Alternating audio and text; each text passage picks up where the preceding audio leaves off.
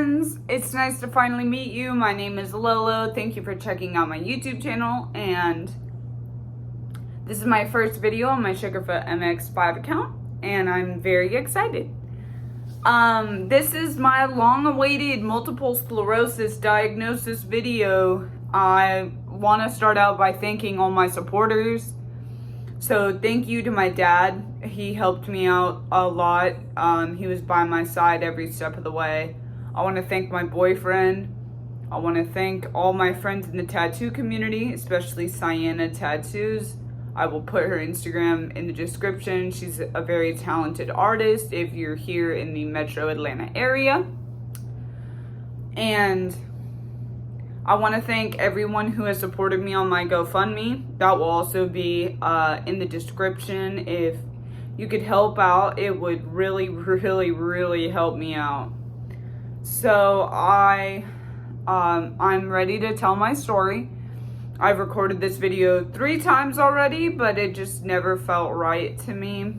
So here we go. So, to start off, to set the timeline, this all happened in the last couple months. It started in June. So in June, I got sick, not COVID sick. I had my vaccine, 3 doses of Pfizer in my arm. Get vaccinated, y'all. And I couldn't keep food down. I was throwing up a lot. And I went to the emergency room and they told me that I had food poisoning. And at this point, I was working at the mall. I was eating a lot of food court food. So I kind of was like, great, I got food poisoning from lunch, whatever. So they sent me home. I'm just drinking a lot of Pedialyte at this point. And after about a week or so, I started to feel better. I was able to keep food down. I was able to do all of that. So I go on a road trip with my boyfriend. Shouts out to my boyfriend. I love you. Oh, woo. Loves you. So we went on a road trip. We went to the mountains. And my fatigue was really bad. So I slept the night before. And the whole ride up to the mountains, I was asleep in his truck. I ended up sleeping for like 15 hours that day, and it felt like I didn't even get a blink of rest. And I didn't suspect much was wrong. I just really thought I just didn't have enough caffeine. Just wasn't well rested. So, that was the mountain trip, the fatigue and all of that. And then on our second road trip, we decided to go to the river, and it was beautiful. The river is beautiful. I love being outside. I love going on hikes and adventures with my boyfriend. And this is the first sign of ataxia I had. Ataxia is basically loss of balance. So I could not walk straight. I was walking like a drunk everywhere I went. And I was getting a little worried because I was like, this is weird. Like, why can't I walk, you know? So I go home, and then a couple days go by, and I wake up one morning on this beautiful God-given morning that the Lord let me wake up on. But I could not feel the left side of my body, and I was slurring my words, and I could not walk. So I called 911, and I was in an ambulance going to the emergency room. I was really scared, but also I was thinking about the bill the whole time, being like, fuck, dude. So I go to the emergency room, and that's where they do a CAT scan.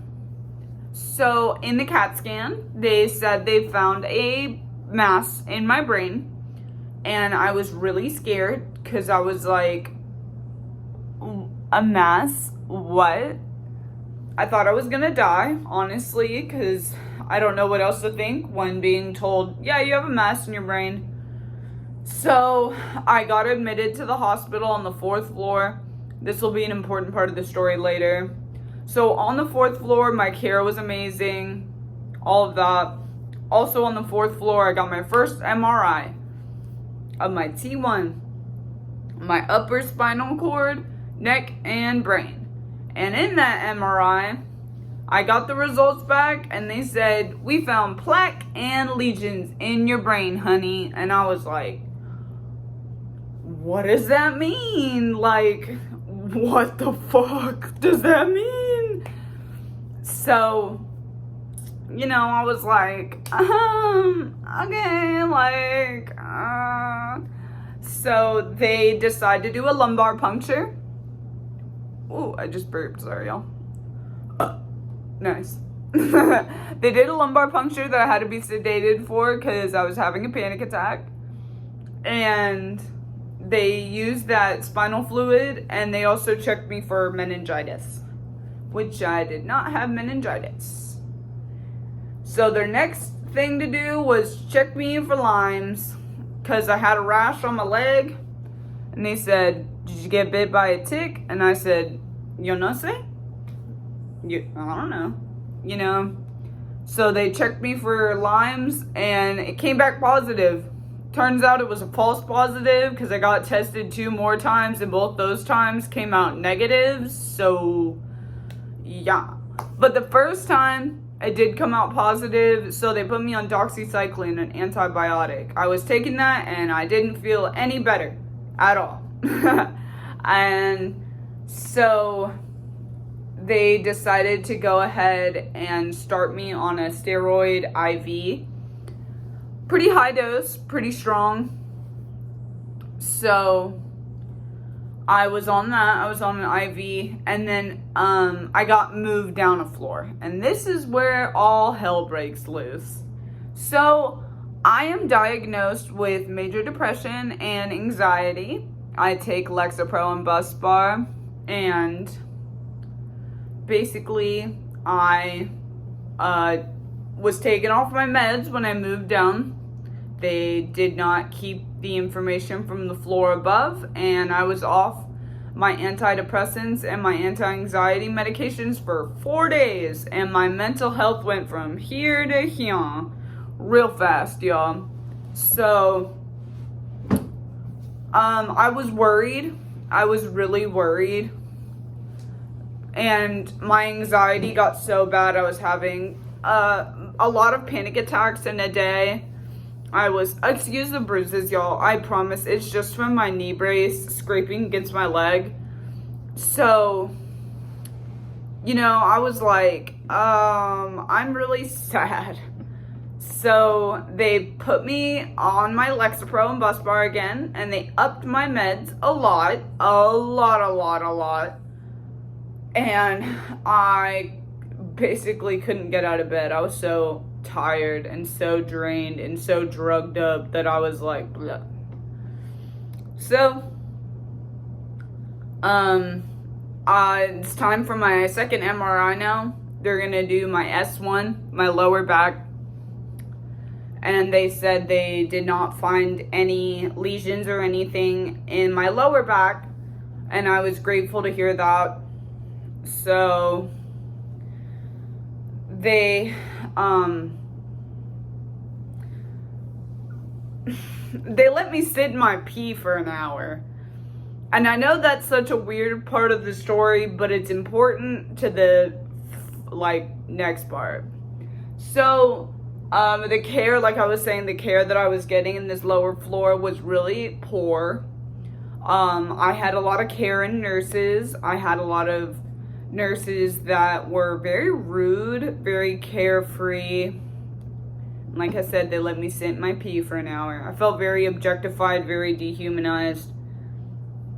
So I decided to leave. I left the hospital AMA against medical advice because my mental health was so low, and I just couldn't take it anymore. COVID was getting bad. They wouldn't allow visitors, and my dad came to the hospital every single day.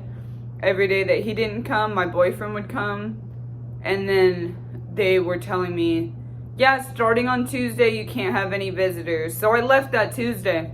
I left AMA, and I know some people are going to think that's really dumb, but to save myself mentally, I had to do it. So I left. I called my general practitioner and I said, I need to make an appointment with you ASAP. So she booked me for the next morning, and I left. And I ate Chick-fil-A. It was really good. That was the last time I ever had Chick-fil-A, by the way. Fuck homophobic chicken. So, I go to my general practitioner, and she asked me what's going on, and I was like, Lyme's was a false positive, but the only thing that the doctors thought it was MS. That's the only thing they were talking about. So she said, you need to go see a neurologist. And I was like, yeah, I know, but no neurologist is available till November, December. Because it wasn't. Like, I've called everyone in network of my insurance. Because I couldn't afford to just go to whatever neurologist, you know? So I get on a cancellation list for this one neurologist. And I'm just praying every day for a cancellation. And then that day finally came, August 31st at 3 o'clock. They called me that morning and they said, hey, we have a cancellation. Do you want to come in? And I said, hell yeah, I do, man. Hell yeah. So, oh, by the way, the whole time that I'm home, I'm just working on improving my lifestyle holistically. I'm taking a lot of supplements. I'm changing my diet. I don't eat dairy. I don't have any sugar. I don't have carbs. I'm gluten free, and I'm going keto. I take a lot of vitamins, a lot of vitamin D, a lot of ashwagandha, a lot of, I forgot the other ones. I'll have the list down below. So I'm taking all these vitamins and they're giving me energy. At this point, I still can't really walk that well. I'm in a wheelchair, and it kind of sucked being in a wheelchair because people are very careless. Fuck, dude. There was so many times where I'd be in like a store and like people would just like bump into me, or like their kids would like run into me, and I'm just like, dude, I'm just like right here. I'm this big robot. You know what I mean? So I am ready to go see my neurologist. I'm on a cancellation. I'm ready. I'm excited. And we go, and he goes, I'm officially diagnosing you with remitting, relapsing multiple sclerosis. And it was good to finally get an answer, you know? And he started me on a treatment plan, DMT, or a disease modifying treatment. Tecfidern, there we go. That's the medication that I'm gonna be starting soon. And I'm very grateful that I'm going to be on a treatment plan, that I'm going to be on a DMT. And I had acupuncture, y'all. Oh, that was awesome. Made me feel, again, it made me, you know, it gave me motivation too. I love my acupuncturist. She's awesome. And I'm finally hopeful, you know. I'm able to walk. I'm not the best walker ever. It's not graceful by any means.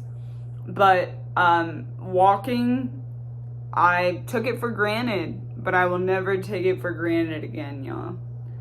Because I went from being bedridden to not being able to sit up. Then I was able to be in a wheelchair, but someone had to push it. And then I was able to wheel it myself. I went from a wheelchair to a walker. My walker, Patsy Cline, she's my best friend.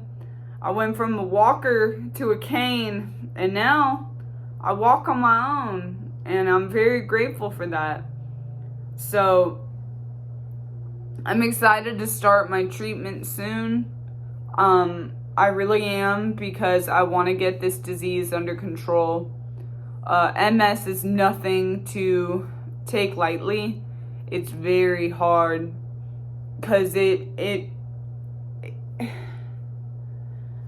a disease that inhibits everything, you know, from I don't know if I remember this part of the story, but the numbness started in my left side and then it moved to my right side, and the right is taking a lot longer to come back than the left, but it's getting there. I'm getting somewhere, y'all.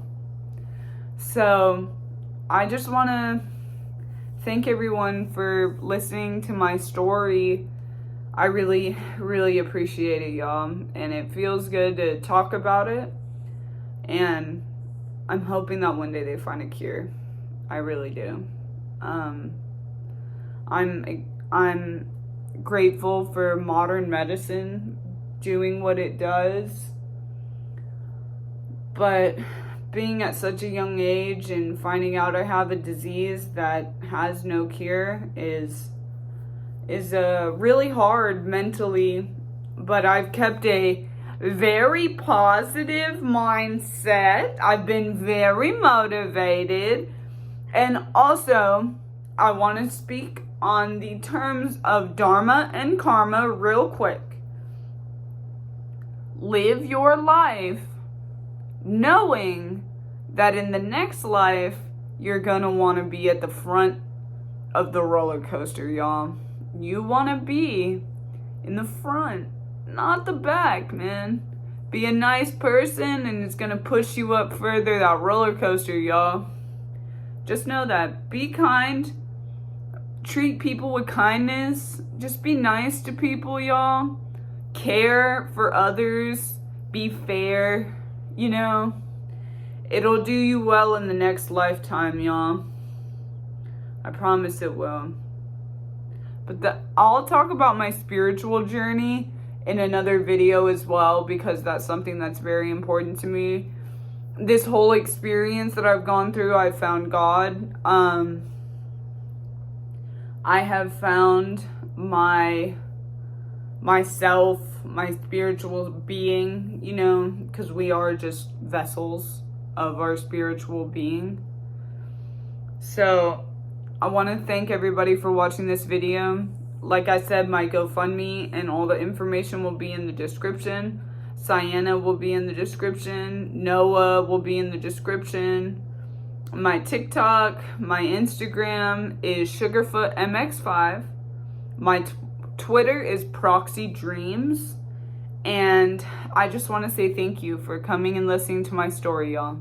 I hope you have a wonderful day. Thank you for tuning in, Team Sugarfoot. Have a great one, y'all. And I'll be back to make more videos. Have a wonderful one and stay safe, my real friends.